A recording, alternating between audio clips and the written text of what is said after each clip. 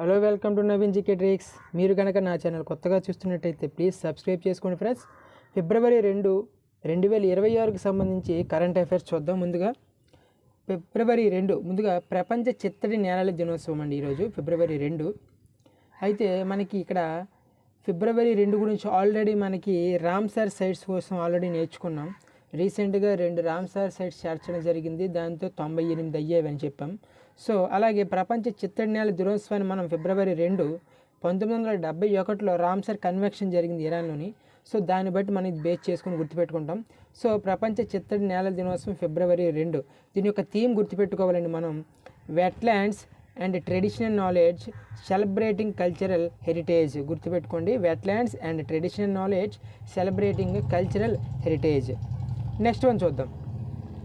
ముఖ్యమంత్రి గ్రామోత్తన యోజన ప్రారంభించిన గుజరాత్ సీఎం భూపేంద్ర పటేల్. అంటే ఇక్కడ మనకి ఇక్కడ చూడండి, ముఖ్యమంత్రి గ్రామోత్తన అంటే ఇక్కడ గ్రామాలను ఉత్తమంగా తీర్చిదిద్దడం అనమాట.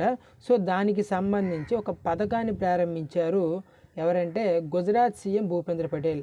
ఆడ ఎగ్జామ్లో మనకి ఎలా అడుగుతాడంటే ఇటీవల గ్రామోత్తన యోజన పథకాన్ని ప్రారంభించిన రాష్ట్రం ఏదని అడగొచ్చు. సో మన Gujarat CM Bhupendra Patel. Next one చూద్దాం. ఒడిశాలో గల రంగిలుండా విమానాశ్రయంలో జాతీయ యుఏవి టెస్ట్. యుఏవి అంటే అన్మ్యాన్డ్ ఏరియల్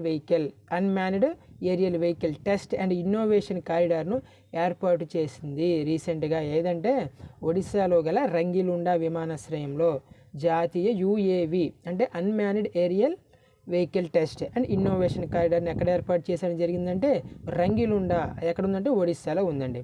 నెక్స్ట్ వన్. బీహార్లో గ్రెయిన్ ఏటీఎం.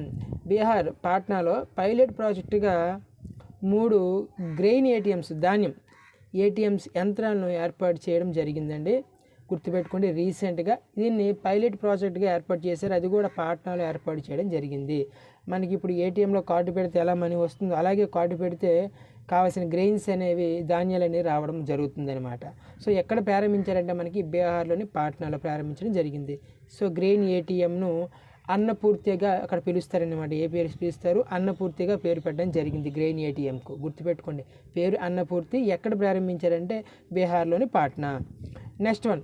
విశాఖపట్నంలో సిఎస్ఐఆర్ అంటే ఏంటంటే మనకి Council of Scientific and Industrial Research అంటాము. సిఎస్ఐఆర్ మరియు ఎన్ఐఓ యొక్క తీర ఆధారిత ప్రయోగశాల ఏర్పాటు. ఎక్కడ ఏర్పాటు చేశారంటే విశాఖపట్నం అండి. ఎన్ఐఓ అంటే నేషనల్ ఇన్స్టిట్యూట్ ఆఫ్ ఓషనోగ్రఫీ. గుర్తుపెట్టుకోండి, నేషనల్ ఇన్స్టిట్యూట్ ఆఫ్ ఓషనోగ్రఫీ. దీనిని జితేంద్ర సింగ్ గారు ప్రారంభించారు. సైన్స్ అండ్ టెక్నాలజీ మినిస్ట్రీ వర్యులు జితేంద్ర సింగ్ గారు ప్రారంభించడం జరిగింది. అయితే దీన్ని మనకి విశాఖపట్నంలో ప్రారంభించారు సిఎస్ఐఆర్ ఎన్ఐఓ కలిసి. సిఎస్ఐఆర్ ఎప్పుడు ఏర్పడిందంటే మనకి 1942 అండి. దాని యొక్క హెడ్ క్వార్టర్ ఢిల్లీ. ప్రస్తుత సిఎస్ఐఆర్ డైరెక్టర్ జనరల్ ఎవరంటే మనకి కలయసెల్వి డైరెక్టర్. చూసుకోండి, కలయసెల్వి. మనకి CSIR and NIO national institute of oceanography కలిపి. ఓకేనా. Next one. వింగ్స్ ఇండియా 2026 అవార్డులు. మనకి వింగ్స్ ఇండియా అనేది 2026 హైదరాబాద్లో జరుగుతుందని చెప్పాము. అయితే దానిలో ఉత్తమ ఎయిర్పోర్ట్ ఆఫ్ ది ఇయర్ అవార్డుగా ఎవరు గెలుచుకున్నారంటే ఢిల్లీ ఇంటర్నేషనల్ ఎయిర్పోర్ట్ గెలుచుకుందండి. గుర్తుపెట్టుకోండి, వింగ్స్ ఇండియా 2026 అవార్డులు ప్రకటించింది. అందులో మొట్టమొదటిగా ఢిల్లీ ఇంటర్నేషనల్ ఎయిర్పోర్ట్ అనేది ఉత్తమ ఎయిర్పోర్ట్ ఆఫ్ ది ఇయర్గా గెలుచుకోవడం జరిగింది బహుమతి. అలాగే best state dedicated with outlook సెక్టర్గా ఆంధ్రప్రదేశ్ అనేది ఎంపిక అవ్వడం జరిగింది. ఈ అవార్డు గెలుచుకోవడం జరిగింది. అలాగే ఏవియేషన్ ప్రమోషన్లో ఉత్తరాఖండ్ అనేది ఈ అవార్డు గెలుచుకోవడం జరిగింది. చాలా ఇంపార్టెంట్ అండి, గుర్తుపెట్టుకోండి. ఉత్తమ ఎయిర్పోర్ట్ ఆఫ్ ది ఇయర్గా ఢిల్లీ, అలాగే బెస్ట్ డెడికేటెడ్ విత్ అవుట్లుక్ సెక్టర్గా ఆంధ్రప్రదేశ్, మనకి ఇది ఇంపార్టెంట్ ఏపీ. అలాగే ఏవియేషన్ ప్రమోషన్గా ఉత్తరాఖండ్ అనేది చాలా ఇంపార్టెంట్. ఓకేనా. అవార్డు 3 గుర్తుపెట్టుకోవాలి. నెక్స్ట్ స్పోర్ట్స్కి సంబంధించి ఆస్ట్రేలియన్ ఓపెన్. మనం రీసెంట్గా ఆస్ట్రేలియన్ ఓపెన్ జరుగుతుందని చెప్పాం కదండి. మొత్తం టోటల్గా 4 గ్రాండ్ స్లామ్స్ జరుగుతాయి. Australian Open, French Open, Wimbledon, US అని. అందులో ఆస్ట్రేలియన్ ఓపెన్ మనకి మిక్స్డ్ డబుల్స్ జరిగే ఆల్రెడీ.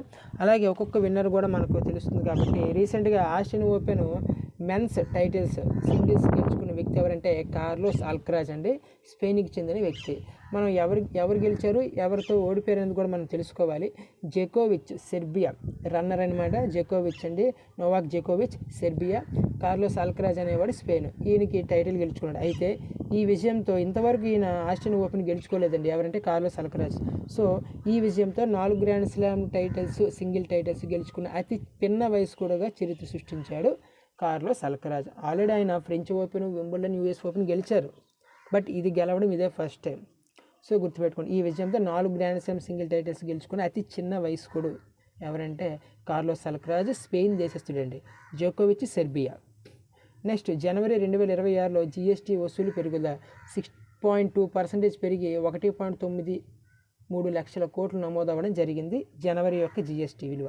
ఇది అంతగా అవసరం లేదు, బట్ తెలుసుకోండి. నెక్స్ట్ భారత ఆర్థిక సర్వే కేంద్ర ఆర్థిక మంత్రిత్వ శాఖ విడుదల చేసే ఒక ప్రధాన వార్షిక ఆర్థిక పత్రం అండి. గత 12 నెలల్లో భారత ఆర్థిక వ్యవస్థ పనితీరును అధికారికంగా ఇది సమీక్షిస్తుంది, ఈ ఆర్థిక సర్వే అనేది గత 12 నెలల్లో. అలాగే భారత ఆర్థిక సర్వేను మొట్టమొదటిగా మనకి 1950-51లో ప్రవేశపెట్టారండి. 1950-51 సంవత్సరం ప్రవేశపెట్టడం జరిగింది. అయితే 1964 వరకు బడ్జెట్లో భాగంగానే ఉండేది, కానీ దీనిని బడ్జెట్కు ముందు రోజు దీన్ని ప్రవేశపెడుతున్నారు 1964 నుంచి. గుర్తుపెట్టుకోండి, 64 వరకు బడ్జెట్లో భాగంగా ఉండగా తర్వాత బడ్జెట్కు ముందు రోజు దీన్ని ప్రవేశపెట్టడం జరుగుతుంది. నెక్స్ట్ వన్ యూనియన్ బడ్జెట్ అండి. Union budget 2026-27. ఇందులో మనకి హైలైట్స్ తెలుసుకుందాం, మిగతాదంతా మనకి అవసరం లేదు. మనం యాక్చువల్గా టోటల్గా అన్నీ డెప్త్గా చదివేస్తాం, పై మాత్రం వదిలేస్తామండి. మెయిన్ మనకి అవసరమైన మన ఎగ్జామ్ పాయింట్ ఆఫ్ వ్యూ ఏం అవసరం అవే చూద్దాం. మనం ఆల్రెడీ దీనికి సంబంధించి కొన్ని టాపిక్స్ నిర్మలా సీతారామన్ గురించి తెలుసుకున్నాం. అయితే కేంద్ర ఆర్థిక మంత్రి నిర్మలా సీతారామన్ ప్రవేశపెట్టిన ఇది 9వ బడ్జెట్ అండి, గుర్తుపెట్టుకోండి. అయితే దేశంలో 6వ డిజిటల్ బడ్జెట్. అలాగే మొదటిసారి పేపర్లెస్ డిజిటల్ బడ్జెట్ 2021-22 సంవత్సరంలో రావడం జరిగింది. అయితే ఇక్కడ మనం నిర్మలా సీతారామన్ గురించి ఆల్రెడీ మాట్లాడాం. మొరార్జీ దేశాయ్ అత్యధికంగా బడ్జెట్ ప్రవేశపెట్టిన వ్యక్తి అనేసి మనం, ఆర్థిక మంత్రి అనేసి. నెక్స్ట్ అలాగే మొట్టమొదటి మహిళా ఆర్థిక మంత్రి ఎవరంటే ఎక్కువసార్లు బడ్జెట్ ప్రవేశపెట్టింది మనకి నిర్మలా సీతారామన్, 9వ బడ్జెట్ అండి, గుర్తుపెట్టుకోండి. నెక్స్ట్ అలాగే 26-27 బడ్జెట్ ఎంత అంటే 53,47,315 కోట్లు, గుర్తుపెట్టుకోండి. దగ్గరగా 53 లక్షల కోట్లు, ఓకేనా? అలా గుర్తుపెట్టుకోండి చాలు. మనకి ఫిగర్ ఈ చిన్నవి కూడా గుర్తుపెట్టుకోవాలండి. అలాగే రెవెన్యూ వ్యయం చూడండి 35,33,150, ఓకేనా? అలాగే ఇది గుర్తుపెట్టుకుంటారు. రెవెన్యూ వసూళ్ళది, ఇది రెవెన్యూ వ్యయం 41,25,494, ఇది రెవెన్యూ వ్యయం. మనం ఫిగర్ గుర్తుపెట్టుకోండి చాలు, 35,41 అలా. నెక్స్ట్ అలాగే 18,14,165, 18,14,165, ఓకేనా? ఇదేంటిది మూలధన వసూళ్ళు. నెక్స్ట్ అలాగే మూలధన వ్యయం 12,21,821 కోట్లు. మనం ఈ రెండు కలిపితే కౌంట్ సరిపోవాలి, చూసుకోండి, ఓకేనా? ఈ రెండు కలిపితే మనకి, అలాగే ఈ రెండు కలిపితే కౌంట్ సరిపోతుంది. సో నార్మల్గా ఇవి చిన్నగా మనం టోటల్గా గుర్తుపెట్టుకోకపోయినా మినిమం మనకి 53 లక్షల కోట్లు మొత్తం బడ్జెట్ అనేది గుర్తుపెట్టుకోవాలి. మూలధన వ్యయం 12 లక్షల కోట్లు, రెవెన్యూ వ్యయం 41 లక్షల కోట్లు, రెవెన్యూ వసూళ్ళు 35 లక్షల కోట్లు, మూలధన వసూళ్ళు 18 లక్షల కోట్లు. సో ఈ విధంగా గుర్తుపెట్టుకుంటే చాలు. అలాగే యూనియన్ బడ్జెట్లో ప్రతిపాదించిన 7 హై స్పీడ్ రైలు కారిడార్లు అండి, ఇది చాలా ఇంపార్టెంట్ మనకి. రీసెంట్గా యూనియన్ బడ్జెట్లో 7 హై స్పీడ్ రైలు ప్రతిపాదించడం జరిగింది, కారిడార్స్. అందులో మొదటగా ఢిల్లీ వారణాసి హై స్పీడ్ రైలు కారిడారు, అలాగే ముంబై టు పూణే చాలా ఇంపార్టెంట్ ఉంది మనకి, ఇది ఎగ్జామ్ పాయింట్ ఆఫ్ వ్యూలో. అలాగే హైదరాబాద్ టు బెంగళూరు కారిడార్, అలాగే Chennai to Bengaluru corridor, next అలాగే హైదరాబాద్ టు చెన్నై కారిడార్, అలాగే పూణే టు హైదరాబాద్, అండ్ అలాగే మనకి వారణాసి నుంచి సిలిగురి. ఈ 7 కారిడార్లు కూడా మనం గుర్తుపెట్టుకోవాల్సి ఉందండి. ఇంకా మిగతావి ఇందులో దీనికి సంబంధించి కేంద్ర బడ్జెట్కి సంబంధించి ఏవైనా ఇంపార్టెంట్ టాపిక్స్ ఉంటే మనం నెక్స్ట్ క్లాస్లో అనేది యాడ్ చేయడం జరుగుతుంది.